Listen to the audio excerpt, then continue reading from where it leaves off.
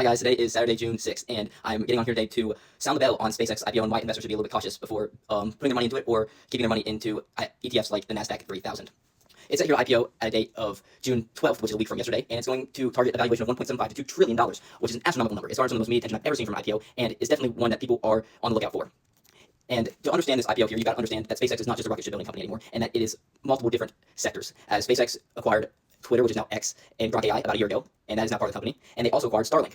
So it is multiple different sectors, and we're going to start off here with Starlink. Starlink is one of the good parts of this IPO. They are actually profitable, which is not necessarily something that's seen in the rest of the IPO, and it's operating about 36% margin, which is a pretty legitimate number, and it pulled in about $11.3 billion last year in revenue, and it's grown subscribers to about 10 million, which is a pretty legitimate number, and it's looking up for Starlink. However, you come to realize that this isn't also great when you realize that they're operating at a $40 billion capital expenditure, SpaceX is, as a company. So despite that revenue they pulled in, they're still operating at a massive loss.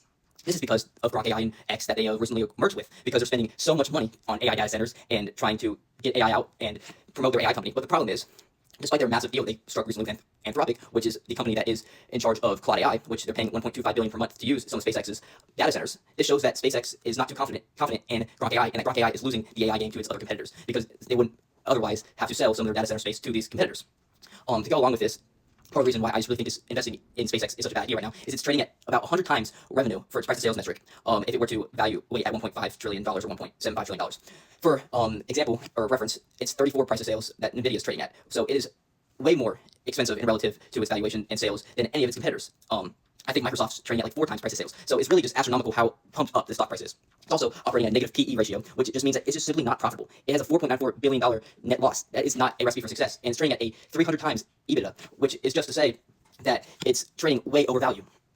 And it's not reaching profitability anytime soon. That's the problem, because they're spending so much money on the AI data centers to try and maybe build data centers in space and other things and other Elon Musk ideas. They're spending so much money trying to do that they're not even close to touching profitability. The only profitable part of this business, again, is Starlink, and it just simply cannot make up for the massive amounts of money they're spending on AI as well as the rocket ships to try and fuel Elon Musk's dream. So all said and done, if you're going to invest in this company, you're investing in Elon Musk's ideas. You're trusting that he will take this company in a very, very vast timeline to profitability and taking it to a new height. But right now, it is not even close to touching profitability, nor trading at a reasonable price. So that's why I personally won't be investing in it, and why you should definitely take a second look at the company if you were thinking about investing in it, because it is definitely a risky one here, especially since they're so far from any sorts of profitability. With that being said, this is not financial advice, and I'm not a financial advisor.